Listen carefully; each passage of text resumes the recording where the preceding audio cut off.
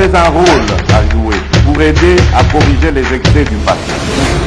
Vous les collègues des grands qui quittez les groupes armés, je vais le dire.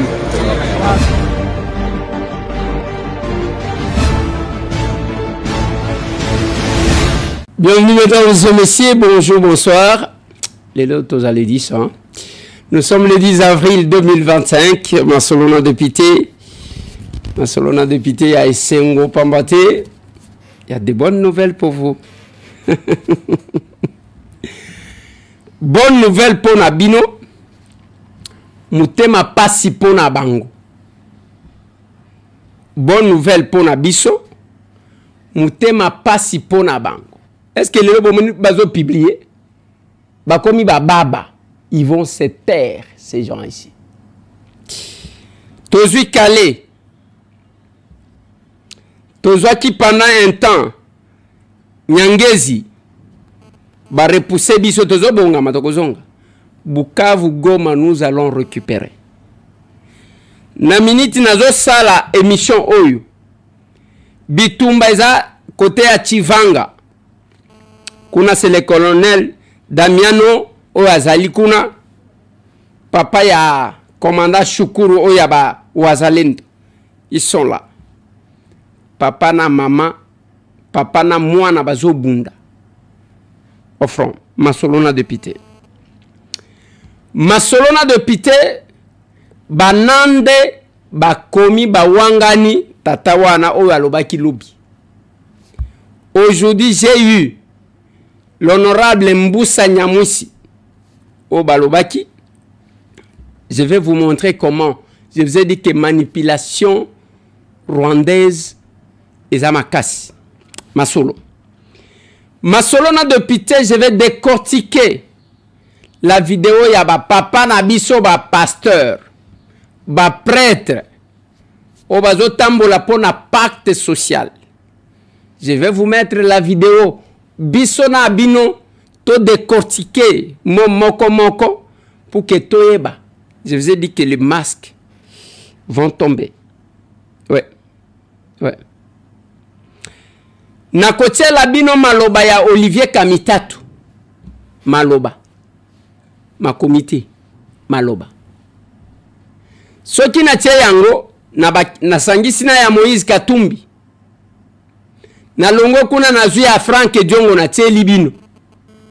Après na tuni bino mutuna. Tolekani. Ezaboiti.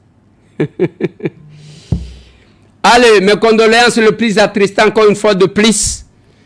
La famille Ekofo, pour la maman Marie-Josée Ekofo, je crois qu'à la fin on va vous mettre quelques images. Les années biso tolé la kamatanga na bambo kanabiso parce que kuna na village na ye natale na Tompoko na secteur ya Djera na Boende territoire na Chwapa. Bokomona bazo pakola batu biloko boye papa ochela kangai nenge tozo solo la kamikolo. Bravo à toi Voldine Dotoni petit nanga okoli bazo pakola ka nde boye ba cérémonie ba culture na biso biso to linga kaka nengwana biso ba villageois basi à Tompoko vraiment depuis matanga ebanda chaque jour ambiance kaka ya matanga na matanga yango na tozali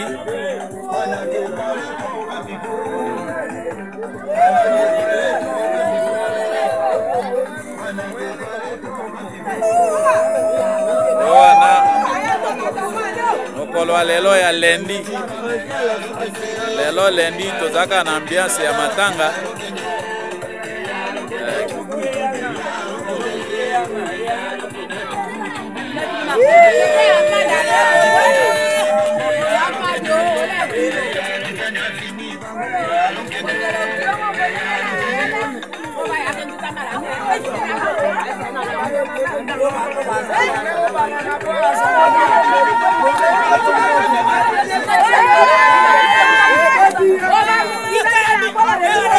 Waneza matanga oya maman Marie-Josée Kofo, celle qui nous a quittés, maman ya professeur Angela, maman ya bane belazana bana 10 ceux qui na bande kotanga awa enga moko nazalaki nakendaki tina ndako ya matanga na Mons na Belgique. Voilà. On va parler. Na sima nango na kotiela bino image msusu ya Kagame. Kagame azobondela bato. Boya na commémoration ya génocide ata mbala moko sur les 365 jours. Boya ata mbala moko. Comme ça 364 jours. Ata soki bozo blâmer ngai bozo gangela ngai.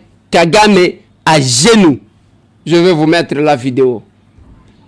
Je vous ai dit, ba Égyptien au bozo mona. Boko mona bangote. Bande konanga na lingi bope sanga ngonga. Pwesika tosomba ka stress yango. Bisika tosomba ka ba tension. Bisika tosomba ka insomnie. Pamba te tout Congolais bande konangai agression.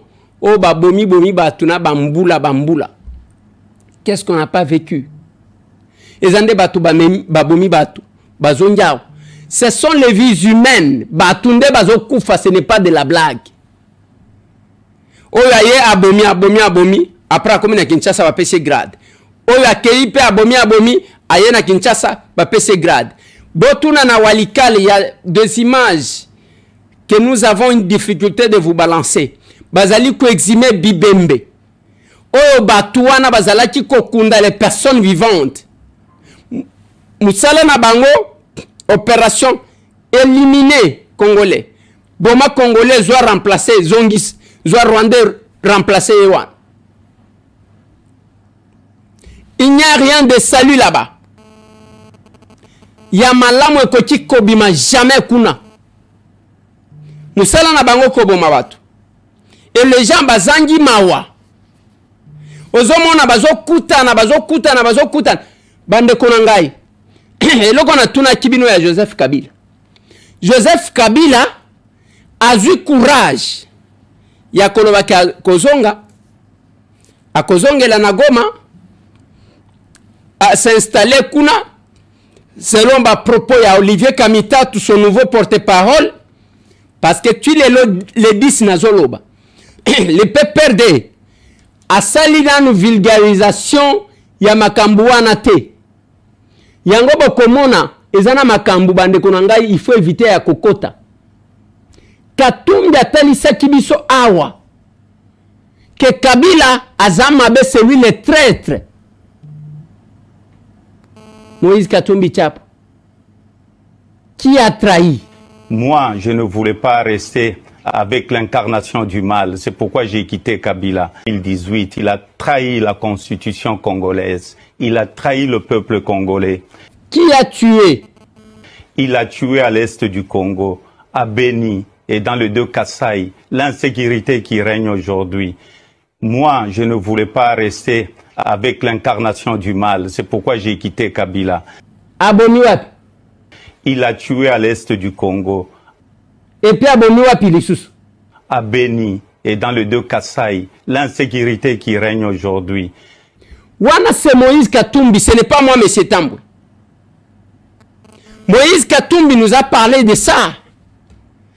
Tant que Moïse a affirmé que Asia Bomaki, est-ce qu'il y a quelqu'un qui sait que Sabatouana ou bien Zongi pour Kabomali sous le gola bango régime na bango, Moussala na bango ezaya koboma batu. Les champions na koboma. Et Olivier Kamita qui vous parle aujourd'hui. Vidéo na épée yango. Vidéo na ye, papa. Na ligno tchelanga Kamita. Qui peut encore croire aux fausses promesses de Joseph Kabila et de Corneille Nangaa? Qui peut encore croire aux fausses promesses de Joseph Kabila et de Corneille Nangaa? Est-ce que tu peux croire na Kabila ou bien na Nanga? Qui peut encore croire aux fausses promesses de Joseph Kabila et de Corneille Nangaa? Qui peut encore croire aux fausses promesses de Joseph Kabila et de Corneille Nangaa? Qui peut encore croire aux fausses promesses de Joseph Kabila et de Corneille Nangaa? Qui peut encore croire aux fausses promesses de Joseph Kabila et de Corneille Nangaa? Est-ce que la promesse n'a pas Qui peut encore croire aux fausses promesses de Joseph Kabila et de Corneille Nangaa? Qui peut encore croire aux fausses promesses de Joseph Kabila et de Corneille Nangaa? La promesse n'a pas solo. Wana Kamitatu tangu mutuna leza qui posé. Olivier Kamitatu. Je vous ai mis Katumbi. Bolandi Olivier Kamitatu. Alobi mutu moko ta kotiko croire na promesse ya Kabila ou bien ya Nanga. C'est lui-même. Na TV5 Monde. Et pas nangate. Moïse Katumbi na France 24. Ezaï pas nangate. Sans que bazonga bayebisa bino nini échanger pona batu wana bakoma malamu bo banda koyembela bango. Qu'est-ce qui a changé? Te iloko mon côté. Bango eza kozwaka ba congolais lokola bazoba olamuki olobio ke toke na gauche biso tolandio toke na droite. Moi je ne ferai jamais ça. Yango ngana lobaki na biro lobi ngana lobana bango ngana koza la mukala te. Naza villageois, je suis fier de l'être ngai. Je suis fier d'être villageois. Je suis fier ya cause la que papa nanga ebanité, maman nanga ebanité, mais je suis là, je me bats comme un homme. Na cause la mukalate. Yango bazomona, mon vieux Franck Djongo, abimi na prison, mutu atchaki revolver na mutute.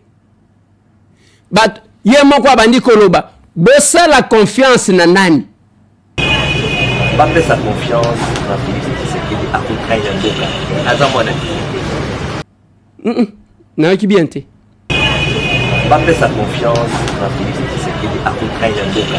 Azamona. Confiance, c'est ça la nanane. Pas fait sa confiance dans Félix Tshisekedi à contraire de Ndoka. Azamona. Est-ce que Félix a continué à trahir Mboka? À contraire de Ndoka. Azamona. T'es. Est-ce que Félix a continué à trahir Mboka?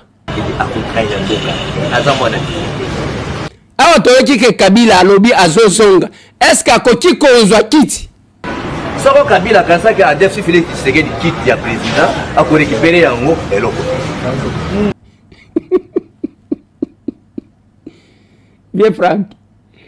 Kabila alobi azozonga. Alobi azozonga kozwa kiti pona bongis. Est-ce que a continué kozwa yango? A def saki?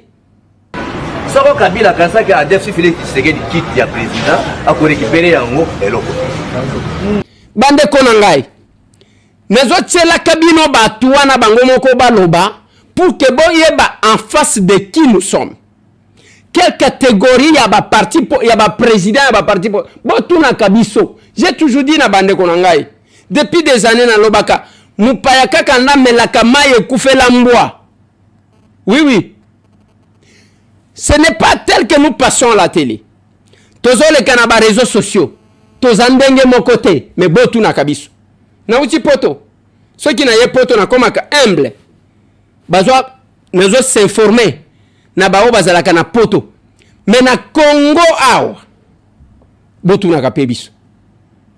Ko se contenter te comme on a monté na télé. J'ai dit à quelqu'un. Il y a quelqu'un qui m'a posé la question en Belgique. A tuninga na lobby.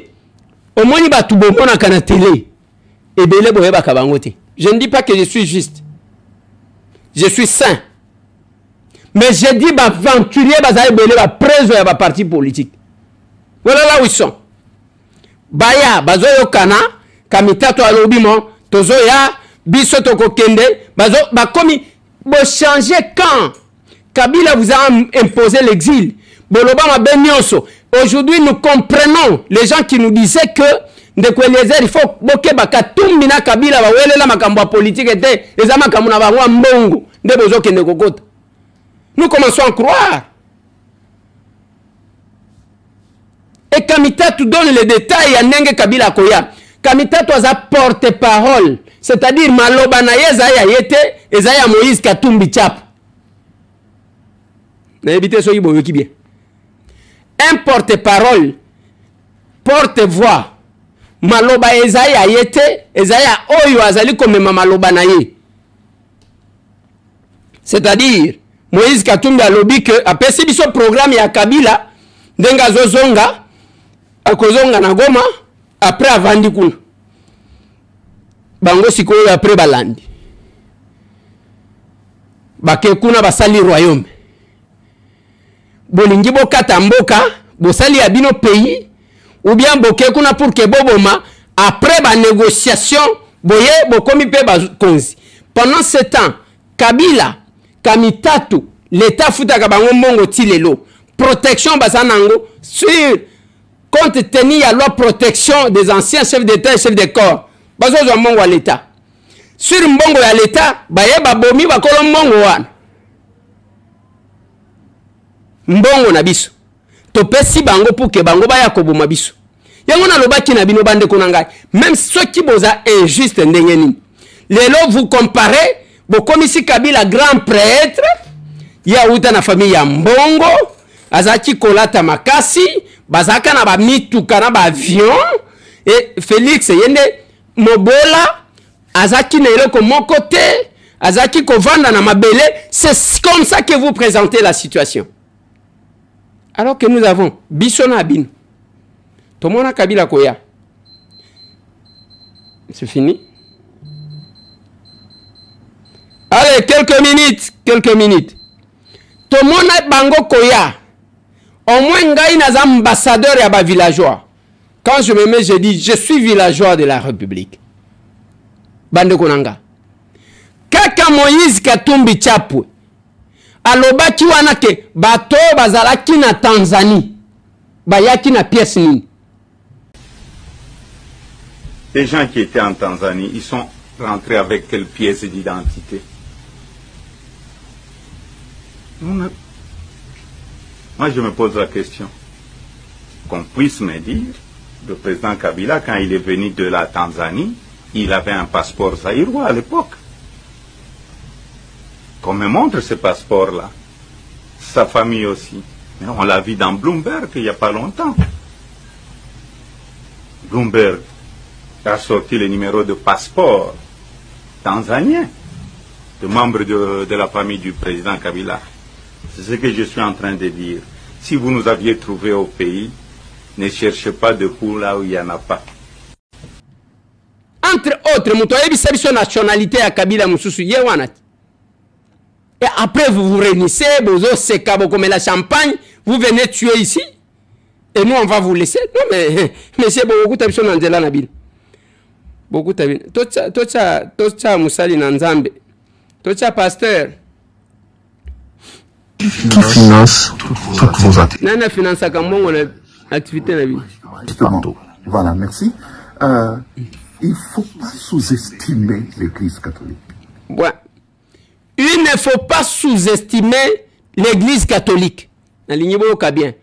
Bon, mon Église catholique, le col a examqué. Nani azo financé bam voyage na bino nenge bozo tambola kao.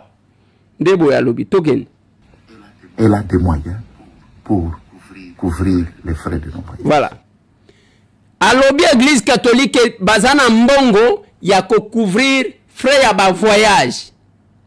La source ya Église batunyo so bayebi ke ezama bonza ezambongo oyo bandimi ba pesaka. Est-ce que mbongo wana bazo pesa yango pona makambu bango bazo sala? Est-ce que l'église, il y a eu des communiqués au sein des églises, que ce soit l'ECC, comme l'église catholique et à Koyebisa bandimike, bo pesa biso mbongo, tozo banda kotambola na makambu pacte social, o boko découvrir qu'est-ce qu'il y a dedans. Na lignito continuer, na mikolo na lingato kenaka malem. C'est à contre-cœur que je le fais, parce que na respecta kabasali na Nzambe. Mais comme eux-mêmes ont commencé à parler, Tokobanaka qu'on rappelait, parce que l'histoire doit retenir et nos enfants doivent connaître. Le monde aussi, qu'est-ce qui se passe? Il ne faut pas sous-estimer non plus l'Église du Christ au Congo. Ce sont des institutions. Je peux même me risquer les meilleures qui fonctionnent dans notre pays. Nous avons des moyens. Nous avons eu des moyens pour commencer. Et puis par ailleurs, je vais vous surprendre peut-être. il y a des gouvernements qui nous ont pris en charge. Olingio surprendre biso. Il y a des gouvernements, ils ont un gouvernement. Alobi, en dehors, il y a un mbongo, bango bazakanango, l'église catholique, na SCC. Ils ont un gouvernement, oyo, ba, pesi bango bambongo. Nde yango alobi, to continuer. Et je salue justement ce qui a été fait. Et ça montre que, avant de prendre une quelconque décision sur cette initiative, il faut absolument réfléchir. Dans le gouvernement congolais? Non, pas du tout. Non, pas du tout. Voilà. Naba gouvernement va pesi binombongo. Est-ce que le gouvernement congolais pesa ki binombongo? Non, pas du tout. Gouvernement oya bango ya Congo. Et pas du tout. Na lingi boyoka bien. Azotanga ba gouvernement ba pesi bango ba mbongo. Mais bisona bino toyeba pourquoi ba pesi bango ba mbongo? Quel est l'intérêt? Tokende. Le gouvernement angolais, le gouvernement rwandais, le gouvernement kenyan, le gouvernement ougandais. Même le Rwanda vous a donné le moyen. Même le Rwanda. Le Rwanda qui nous agresse. Mais oui, enfin, oui. Qui agresse la RDC. Je vous dis que... Qui tue vos propres populations. Le Rwanda a trouvé notre initiative simple. Bandeko nanga. Bomoni que un jour na loba finalement la nani. Dans la Bible, tango ba politique bazaki koswana, c'est l'église qui s'est placée. Tokenda ko sala accord ya Senko, o ba tobengi à Saint-Sylvestre. Mais awa gouvernement ya Congo est pesité. Mais bango ba keko zambongo et pas banani. Et pas bangolais. Ndenge bazo kanga ka ba photo wana ba keba kangina oyo boye ba ke na sima ko kanga ba photo wana ba jo enveloppe bazwi mbongo na Angola bazwi mbongo na Rwanda bazwi mbongo na Uganda bazwi mbongo na Kenya bazwi mbongo ya 4 gouvernements kapona kofuta ba billet wana ba ke ko zwa mbongo ya batu nyonso tu wana et musali na nzamba azolo ba boni alobi que Rwanda kuti initiative na bango salutaire zakolo bakeza malamu makasi le Rwanda pona nini Kagame kuti keza malamu pona nini Kagame a trouvé de l'intérêt dans ça pona nini ba Kenya ba o bazan contact na ba Rwandais ba kuti ngo bien bazomona ke bazoba oyo tokoki ko boma batuna bango. Bango bakoya et pas na biso ko bondela bande konangai. Regardons bien la chose. Les prêtres rwandais ndeba kokaki ko sala ba démarche oyo baye aw. Il fallait les associer, j'ai toujours dit ça. Bad meka kolongwa na Rwanda baya aw bako zonga na Rwanda te Kagame ko boma bango. Et batata na biso bazo seka baza bien. Non, c'est bien, et il parle, il est à l'aise. Bah, comme à Goma, j'ai posé la question.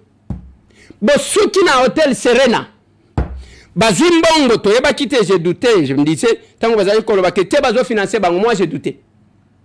Je disais, mais les hommes de Dieu ne peuvent pas quand même faire ça. Les gens exagèrent. Mais obimana muno konaï. Bah, kenda kotala bibemete na bamorgue. Na Serena place bakenda kawana, il y a eu carnage. Les églises sont constituées de gens ba oba pesa ka mabonza nde ba oyo bazoboma. Ba oyo ba pesa ka mabonza nde ba oyo bazoboma. Mais boye wana ozolo ba bien ozo seka. Non, bandi kunangai. Mokile komi na sukati. On peut espérer en qui? Non, le chef de l'État est d'accord. J'ai dit aux gens, le chef de l'État n'est pas dans cette histoire-là. Ça crée même des polémiques à l'Assemblée nationale en plénière. Intervention parce que moi j'avais les informations. En tant que parlementaire, je dois porter ça. On ne pouvait pas se taire. Il y a que c'est les gens qui les tuent. Nous avons insisté à l'objet, ma population, azo seka, et c'est normal. Mon sel n'a pas. le salut des âmes. Oyo mokonzi ya mboka asengaki biso. Na kati ya makanisi biso parce que ezalaki wiklo, biso moko toyebi nini totindaki. Mais lobi tomoni une délégation ya basango na bapasteur bakoteli na Rwanda honorable président bake na Goma. On ne peut pas s'en passer dans la situation où on a président. Parce que selon... Honorable Elésière, je vous ai prévenu. Je vous ai prévenu quand vous avez pris la parole de ne pas nous ramener vers le bas. Et quand ils se mettent à critiquer les politiciens, vous pouvez croire que Bango ne va sans tout le monde et sans froid aux yeux, pendant l'agression, c'est un monsieur qui se lève, qui dit, qui accepte de se mettre comme ça, que Nakendaji Kozwambongo, et ça le un pasteur américain qui déclare aux États-Unis d'Amérique que Nakendaji Kozwambongo y a des terroristes. Est-ce que vous sentez le degré du problème? Il y a eu attentat aux États-Unis et Moutouazolo Baké, au nom de la paix, Nakendaji Kozwambongo pas Ben Laden. Bandeko. Bandeko. Je vous dis, bah, personne sérieuse, baza ebelete na mboko. Baza ebelete. De tous côtés, talama kamutomoni. Et il va faire la messe devant Batouana. Les gens meurent là-bas et vont prendre de l'argent de l'agresseur. Mon Wakagami. Et il ne cache pas. Continuer. Oui, mais c'est lui justement qui est dénoncé par votre propre gouvernement de soutenir la rébellion qui pille, qui tue, qui viole, qui massacre. Nous ne sommes pas le gouvernement, nous sommes des pasteurs. Et nous demeurons des pasteurs, même... Batounie balobi, makambu gouvernement zolo, batouana bazo bom, bazo iba, bazo violé. Ya lobi biso toza kunate. Biso toza gouvernement, biso toza ba pasteur. Donc, on peut croire que, on peut considérer que le pasteur, ce sont les gens qui peuvent aller prendre mbongo zo bimana makila ya bandi mina bango. Il y a eu des fidèles qui sont décédés, qu'on a tué, qu'on continue à tuer dans les zones occupées. Il y a les atrocités qui se font. Bino ba pasteur. Et boye penza, vous vous mettez là-bas. Gana habité. N'habiter les jours que le peuple comprendra c'est pas possible. Beaucoup pèse ça tout dégoût à coquin d'église. Dégoût à coquin d'église avec ça. Mais bon, c'est là ce qui va serment à pauvreté. Mongo ba ke ba sombi mbongo. Bozolo ba penza que toke kozo. Non. Loba papa. Dans la recherche de solutions à notre travail. Ouais, mais ici, dites-vous que vous recevez le soutien de ceux qui appuient la rébellion. Là, non, écoutez, là, il ne faut pas simplifier les choses. Je vous dis que les gens qui nous ont accueillis ont trouvé l'initiative très pertinente. Et il y en a parmi les gouvernements qui nous ont tout simplement offert tous les conforts qu'il fallait et tous les moyens pour que nous puissions voyager, et pour que nous puissions expliquer cette initiative aux autres institutions. Mais je précise que nous sommes prises. Bandeko, Boyeb Sangay, le salut viendra de qui? Batobake, Moutouavandi, Asalumes, Azo Sekanaye. Aza bien, aza l'aise de nous dire que à quelque cause mbongo et pas ba rwandais, ba PC, ba mbongo, il y a cause ça là ba voyage na bango na ba business bien à kovana na ba hôtel, tous les conforts. C'est le mot qu'il a utilisé. J'ai la chair des poules. J'ai la chair des poules. Si ça doit venir de l'église, ça. Bah oh bah coûter intérêt, ce sont ceux qui agressent le Congo. Bah oh bah coûter intérêt pas na démarche na bino et ça bah oh baza koboma baza ko violer ceux qui sont contre nous. Et puis nous bozo kende ke bino boza ba pasteur. Pourquoi vous n'avez pas associé les pasteurs de ces pays-là? Ils se moquent de nous, le monde se moque de nous. Voilà. Ils sont allés co-justifier. ceux qui balongo yango moni balongo ka ba kepa Moïse ba ke kuna ba sali ba cérémonie ba sali, ils vont faire des déclarations. Mais quand vous entendez ce qu'ils disent, Ozu oyo kamita to alobi porte-parole ya Moïse, vous ne sentez pas que bande konangai ezana batu qui ne défendront jamais les intérêts de ce pays, jamais, au grand jamais. Pour l'intérêt na bango moko. Les gens comme ça, ben, non, non, j'ai mal à la tête. J'ai mal à la tête. J'ai très mal à la tête. Mais retenez ceci, bande konangai. Tout ce que vous voyez là restera dans l'histoire. Et bana na biso bakotanga yango parce que bitumba otozo longa yango. Calais te récupérer. Calais te récupérer. Nyangezi bitumba ezali ko bunda makuna.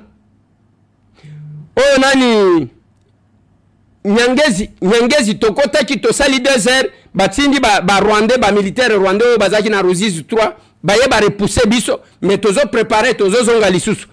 Oh Tivanga bitumba ezali ko continuer bandeko. Bientôt là on va récupérer Goma, on va récupérer Bukavu, croyez-moi. Croyez-moi. Kagame tire sa force na ba Congolais corrompus. Il n'est pas si fort. Yowana Zolé, isolé.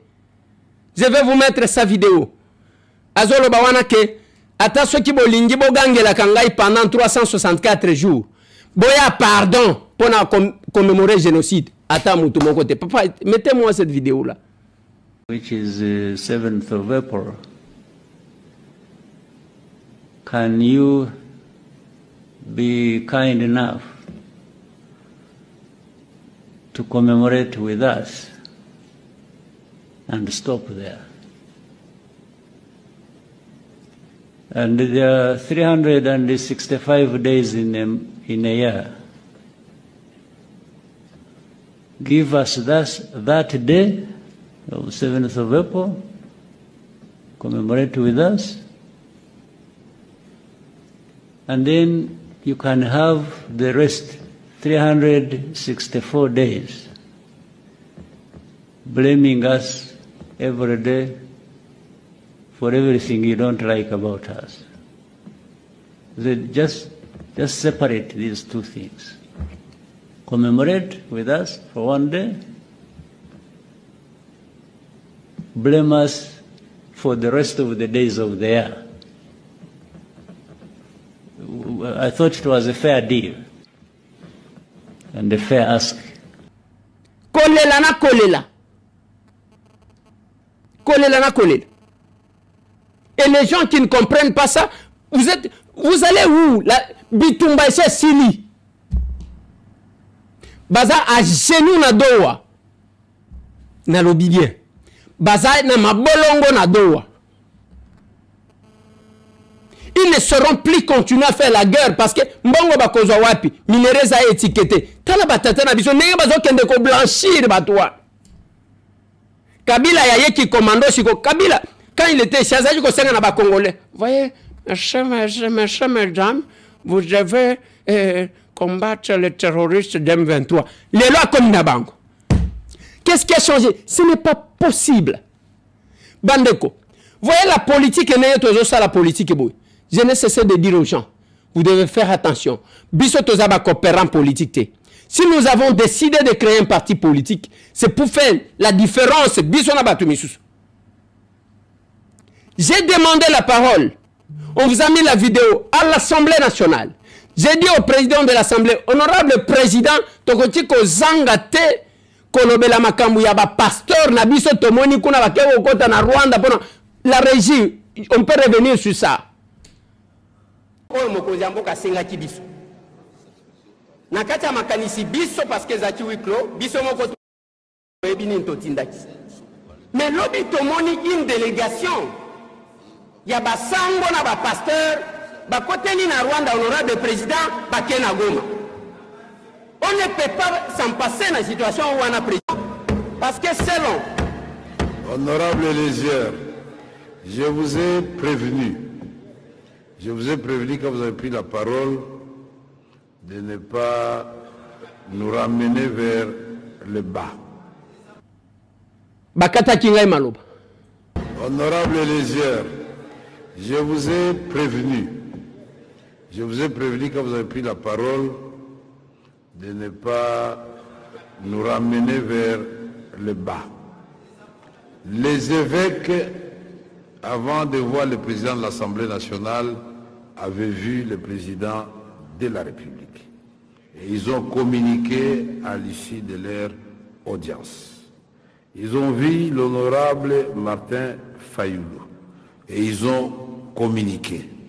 Alors, cette question des évêques qui se retrouvent à Goma à la recherche de la paix, laissons cette question au niveau du président de la République et le gouvernement. Puisque vous allez parler des choses que vous ne maîtrisez pas. Alors, laissons cette question à ce niveau-là. Et moi, votre président du bureau de l'Assemblée nationale, je poserai la question au gouvernement pour savoir qu'est-ce qu'il en est au juste. Puisque ici, nous risquons de verser dans des débats. Ce n'est pas le moment. Vous savez que si vous voulez avoir la paix, la première chose que vous devez chasser, c'est l'émotion. L'émotion. Nous voulons la paix. Les gens qui sont à Goma là-bas occupés maintenant, dans le nord Kivu, dans le sud Kivu, veulent la paix et ils nous suivent. Il ne faut pas que par nos déclarations, à un moment donné, nous soyons en déphasage avec la base. La voix qui dérange. Oui. C'est insupportable, même dans n'importe quel pays à vieille démocratie. Moutoualongwe, à Kenakan, il y a des terroristes, à Zongi prétendant, il y a comme un pacte social. C'est ça le pacte social, les Ayakoyako, ça les Rwandais. On vous finance, le financement. Bande Konangai. Procès Bozoka ya Sarkozy wana, ils appellent 6 millions de dollars. Et batata na biso wana bazumbongo ya 4 gouvernements. Ndengo zomona bango wana bamvwami bazana mbongo belé. Bazana mbongo belé parce qu'il s'agit de 4 gouvernements bapesi bango mbongo. Bangolais bapesi bango mbongo, ba Ougandais bapesi bango mbongo, ba Kenya bapesi bango mbongo, Kagame siko Rwanda nda pesi bango enveloppe ya kilo. Yango mona ki modèle bazaki koseka. Bakangi ba photo baseki, bakangi ba photo. Ce n'est pas possible. Il fallait qu'il y ait une politique et tout ça la bouzoba. Biro ba papa na biso bo vandisa biso. Dans un pays sérieux normal, les églises mibalo batangi pouvaient les radier.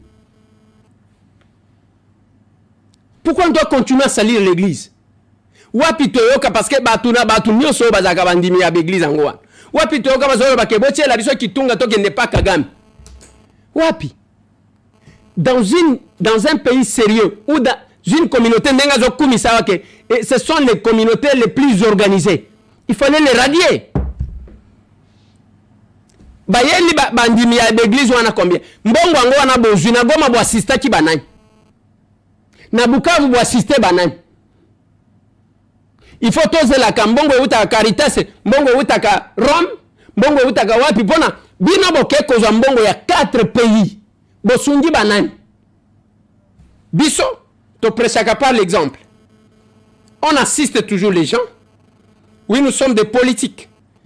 Mais bino ba papa na biso. Les pasteurs, nous sommes pasteurs. Mbongo ya 4 pays bozuka kabolie bino moko. Boke ko tondi saba compte na bino siko serment bosala ya pauvreté eke wapi. Bande ko bozo mona.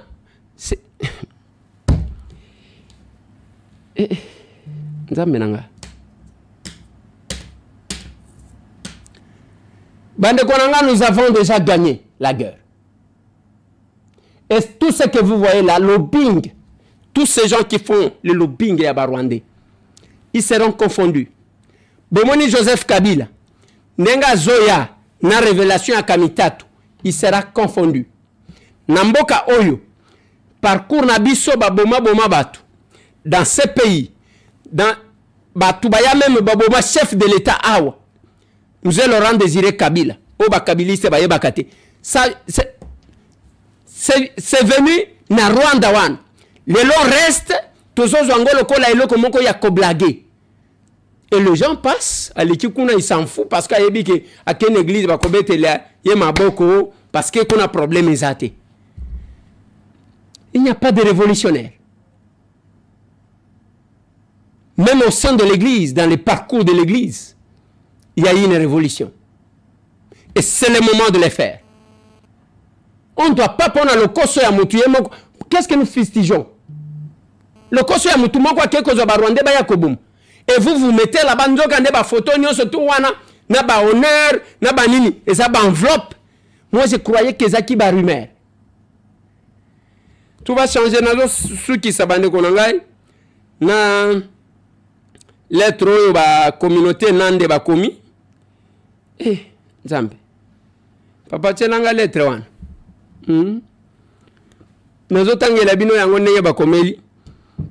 Association culturelle Tianganda Asbel. Excusez-moi. Obunguma Boaba Ira. Conseil culturel. DAFC bar M23. Ce groupe est responsable des exactions contre des civils et des violations répétées des accords de paix, ne saurait en aucun cas incarner les aspirations de notre peuple.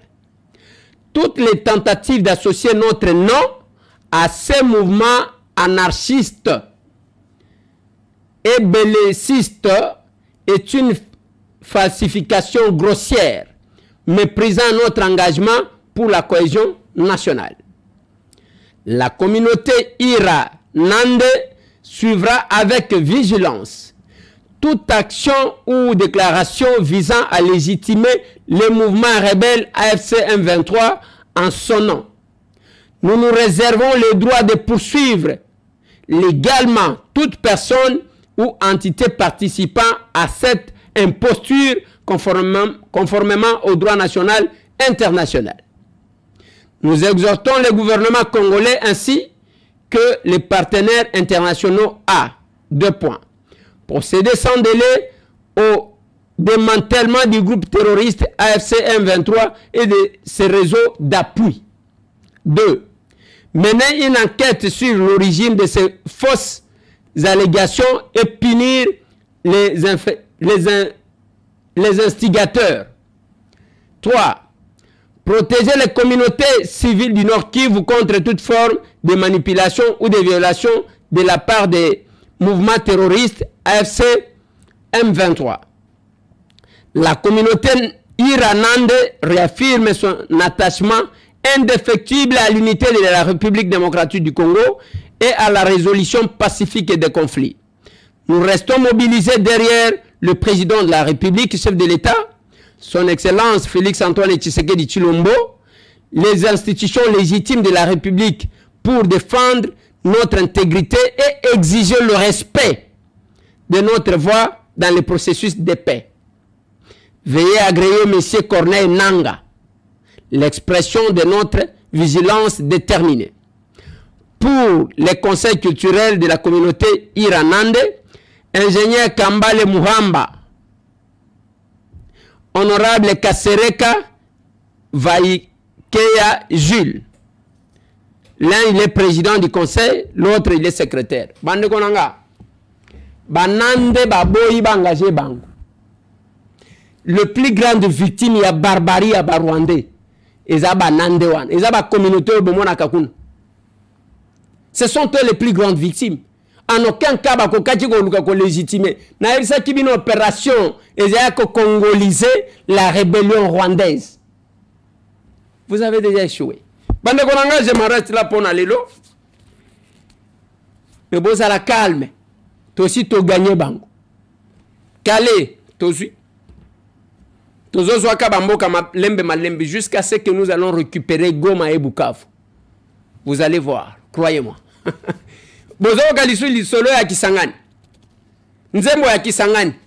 Les gens qui cherchent à donner des leçons aux gens, respect de la Constitution, c'est comme si eux étaient dans le respect de la Constitution. Les capables, ce samedi, nous serons sur Cabinda 102 pour l'échange patriotique, croisement Cabinda Kassavubu. rejoignez-nous. Quittez na Babiloko. Même Bible loba oui. Sortez du milieu de mon peuple. Bobi Makuna, il y a quel parti politique là-bas? Il y a des bradeurs de notre pays. Je vous ai démontré ici, tu as là-bas Kamita Tundenye Babi. Le lobbyiste est à Rwanda. Yango Tozaji Kobunda, jamais Koyoka, on va sanctionner Rwanda. Jamais. Jamais Koyoka Mutalobi que Kagame Saliboy. Ce qui est le président Kagame, Talasiko. Et vous êtes avec Bozo Salani. Et c'est le quoi, Congolais, t'es botika Rwanda, qui est au côté de Biloko na Bangwana. Allez, il en est fini, mesdames et messieurs. On va se voir encore demain.